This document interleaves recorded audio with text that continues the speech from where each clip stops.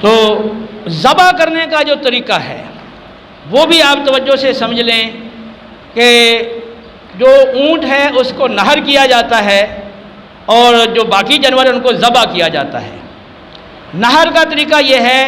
اونٹ کو آپ قبلہ رخ کر لیں، پہلے بٹھا لیں، اس کے بائیں گھٹنے کو رسی وغیرہ سے باندھ دیں، پھر اس کو کھڑا کرو گے تو وہ اگلے دائیں پاؤں پر پچھلی دو ٹانگوں پر کھڑا ہوگا، یعنی 3 پاؤں پہ وہ کھڑا ہوگا۔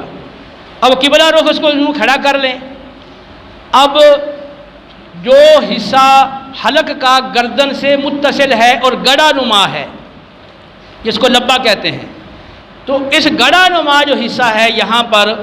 کوئی تیز چھرا ہو یا نیزہ ہو تو وہ بسم اللہ اللہ اکبر پڑھ کر وہ گھونپا جائے، جیسے رگیں کٹ جائیں گی اور خون کا فوارہ بہہ نکلے گا، اور تھوڑی دیر کے بعد پھر وہ اونٹ دائیں یا بائیں پہلو پر گر جائے گا۔ تو ذبح یا نہر کرنے سے پہلے ایک مسنون دعا ہے، انی وجہت وجہی للذی فطر السماوات والارض علی ملۃ ابراہیم حنیفا وما انا من المشرکین ان صلاتی ونسکی ومحیای ومماتی للہ رب العالمین لا شریک لہ وبذلک امرت وانا من المسلمین اللہم منک ولک۔ آگے پھر بسم اللہ اللہ کو پڑھ کے آپ نے نہر کرنا ہے یا ذبح کرنا ہے۔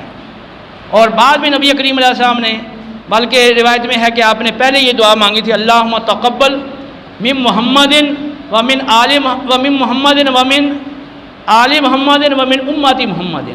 اللہم تقبل من محمد و آل محمد ومن امت محمد۔ تو اے اللہ محمد کی طرف سے، آل محمد کی طرف سے اور امت محمد کی طرف سے اس قربانی کو قبول فرما، کیونکہ آپ نے دو قربانیاں آپ کرتے تھے، ایک اپنے لیے اپنی طرف سے اور ایک اپنے آل اور اپنے غریب امتیوں کی طرف سے۔ تو اونٹ کے نہر کرنے کا طریقہ آپ نے سن لیا ہے۔ باقی جانوروں کو ذبح کیا جاتا ہے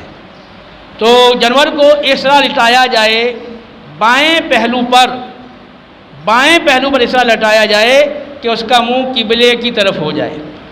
اور چھوٹا جانور ہے جیسے مینڈا ہے، بکری ہے، تو نبی کریم علیہ السلام ذبح کے وقت اپنی دائیں ٹانگ دایاں پاؤں اس کے پہلو کے پیٹ کے اوپر رکھا کرتے تھے۔ بڑے جانور میں تو یہ مشکل ہے، چھوٹے جانور میں یہ ممکن ہے، اس سنت پہ بھی عمل کیا جائے۔ اور قبلہ رخ ہو کر جب ذبح کریں تو چھری کو اس سے پہلے تیز کر لیا جائے، یہ نہیں کہ جانور کو لٹا دیا ہے اور اس کے بعد آپ چھریاں تیز کر رہے ہیں۔ مسلم کی حدیث ہے، نبی کریم علیہ السلام نے فرمایا اللہ تعالیٰ نے بنی آدم یعنی انسان پر ہر کام کے اندر احسان اختیار کرنا لازم کر دیا، خوبصورتی سے اور اچھے طریقے سے وہ سر انجام دے، یہ ہر بندے پہ لازم ہے۔ فرمایا قتل کرے تو اس میں بھی احسان کرے اور ذبح کرے تو اس میں بھی احسان کرے، چھری کو پہلے سے تیز کر لو اور اپنے ذبیحے کو آرام پہنچاؤ۔ قتل سے مراد جو اس کو قصاص کے طور پر، شریعت کے حق کے طور پر قتل کیا جاتا ہے، تو جو قتل پر معمور ہے جلاد وغیرہ تو وہ اس میں بھی احسان کی روش اختیار کرے اور زائد تکلیف نہ دے۔ اس جانور کو جب ذبح کریں تو جو تکلیف ذبح میں ہونا ضروری ہے اور جس کے بغیر ذبح ہو ہی نہیں سکتا، وہ تکلیف تو اس کی تو اجازت ہے، لیکن اسے زائد تکلیف دینا جو آپ نے خود کوئی غلط ہے یا آپ نے غفلت برتی ہے اور اسے زائد تکلیف پہنچ رہی ہے، یہ جائز نہیں ہے۔ جب ذبح کریں تو اب اس کو حرام مغز تک پہنچا دینا چھری کو، یا دل میں گھونپ دینا تاکہ جلدی اس کی روح نکلے، تو یہ منع ہے۔ جانور کو آپ نے ذبح کیا ہے، رگیں کٹ گئی ہیں، تو اب آپ رک جائیں، اب جانور تڑپتا ہے تو تڑپنے دیں، خون نکلتا ہے تو نکلنے دیں، آہستہ آہستہ وہ ٹھنڈا ہو جائے گا۔ 4 رگیں ہیں حلق کے اندر، ایک کھانا پانی والی نالی ہے جہاں سے کھانا پانی گزر کے معدے میں پہنچتا ہے، ایک حلقوم ہے سانس والی نالی جس کا تعلق پھیپھڑوں کے ساتھ ہوتا ہے، دائیں بائیں اگل بغل 2 نالیاں ہیں جن میں خون کی روانی ہوتی ہے۔ 4 رگیں ہیں، خون کی روانی والی وداجان یا وداجین کہلاتی ہیں، اور غذا والی نالی مری کہلاتی ہے، اور سانس والی حلقوم کہلاتی ہے۔ ان 4 رگوں میں سے کم از کم 3 کا مکمل کٹ جانا یا پھر 4 میں سے ہر ایک کے اکثر حصے کا کٹ جانا یہ ضروری ہے، اس کے بغیر جانور ذبح نہیں ہوگا۔ تو جب رگیں کٹ گئی ہیں تو اب اس کو چھوڑ دیا جائے تاکہ جو خون اس کا نکلتا ہے تڑپے گا تو وہ خون اچھی طرح سے باہر نکلے گا، کیونکہ خون کا اندر رک جانا اور گوشت میں رہ جانا وہ ضرر دے سکتا ہے، تو خون باہر نکل جائے مکمل طور پر۔ چھری چلانے میں جو آدمی شریک ہے،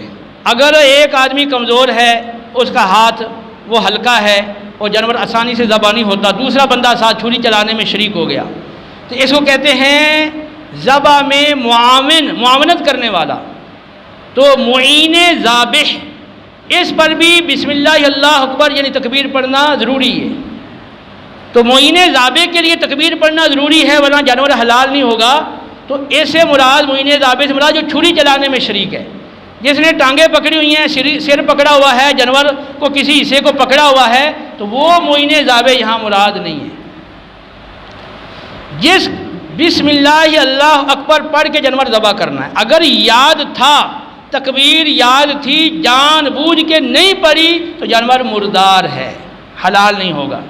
لیکن اگر یاد نہیں رہا، توجہ نہیں رہی اور آپ بھول گئے ہیں اور بھول کے بغیر بسم اللہ اللہ اکبر پڑھنے کے جانور آپ نے ذبح کر ڈالا تو وہ جانور حلال ہے، شریعت نے اس بھول کو معاف رکھا ہے۔ ٹھیک ہے، یہ ہیں ذبح سے متعلقہ۔ اب جو معروف مسائل تھے قربانی کے حوالے سے اور احکام وہ میں نے آپ کے سامنے ذکر کر دیے ہیں۔ اب مزید یہ ذبح کے بعد میں نے بتا دیا کہ جو اس کی جھول، اس کی یعنی کھال وغیرہ ہے تو اس کو آپ اپنے استعمال میں لا سکتے ہو لیکن بیچ نہیں سکتے۔ تو آپ کھال کو رکھ کے کھال سے نفع اٹھانا چاہیں کہ اس کا چمڑا بنا کے چمڑے کی آپ اپنے استعمال میں آپ مسلح بنا لیں، کوئی اور اس کی چیز بنا لیں تو آپ کر سکتے ہیں، لیکن اس کو اگر بیچیں گے تو اس رقم کو صدقہ ہی کرنا ہوگا۔ اس سے جانور کے جو ہار ہوتے ہیں اور چیزیں زیب و زینت کے لیے پہنائی جاتی ہیں ان سب چیزوں کو صدقہ کر دیا جائے۔ حدیث پاک میں ہے، حضرت علی کرم اللہ وجہ کریم نے بتایا، یہ بخاری کی حدیث ہے کہ نبی کریم علیہ السلام نے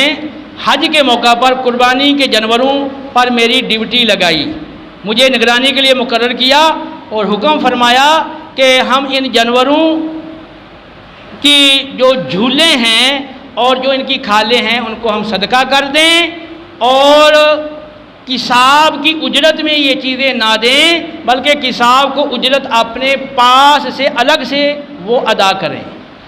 تو اگر کوئی شخص یہ نا قربانی کی کھال وہ کساب کو دے دے کہ اس نے جانور کو گوشت بنایا ہے، کھال اتاری ہے، اس اجرت میں آپ کھال نہیں دے سکتے بلکہ وہ اجرت الگ دینی ہوگی۔ تو جو جھول ہے، جو کھال ہے یا اور زیب و زینت کے لیے چیزیں پہنائی گئی ہیں تو ان کو صدقہ کرنے کا حکم ہے۔ اب آپ کچھ سوال پوچھنا چاہیں قربانی کے حوالے سے؟ اچھا، قربانی آپ اپنی طرف سے بھی کر سکتے ہو اور آپ وہ فوت شدگان ہیں ان کی طرف سے بھی کر سکتے ہو۔ نبی کریم علیہ السلام نے حضرت علی کرم اللہ وجہ کریم کو وصیت فرمائی تھی قربانی کرنے کی، اس لیے وہ 2 قربانیاں کیا کرتے تھے، ایک اپنی طرف سے، ایک رسول اللہ صلی اللہ علیہ وسلم کی طرف سے۔ اگر آپ میت کی طرف سے قربانی کریں تو میت نے اگر وصیت کی ہے قربانی کرنے کی آپ کو تو پھر آپ کو وہ گوشت صدقہ کرنا ہوگا، لیکن اگر میت نے وصیت نہیں کی ہے باقاعدہ اور آپ اپنی خوشی سے اپنے کسی بھی مرحوم کی طرف سے قربانی کرنا چاہیں تو اب اس کا گوشت آپ کی ملک ہے، آپ خود کھائیں، دوسروں کو کھلائیں، یہ آپ کو اختیار ہے۔ جو منت والی قربانی ہے وہ غنی پر بھی لازم ہے اور فقیر پر بھی واجب ہے، تو منت والی قربانی کا بھی گوشت آپ خود نہیں کھائیں گے بلکہ پورا فقراء کو آپ صدقہ کریں گے، اور خود کھایا ہے یا استعمال کیا ہے تو اتنی رقم صدقہ کرنا پڑے گی۔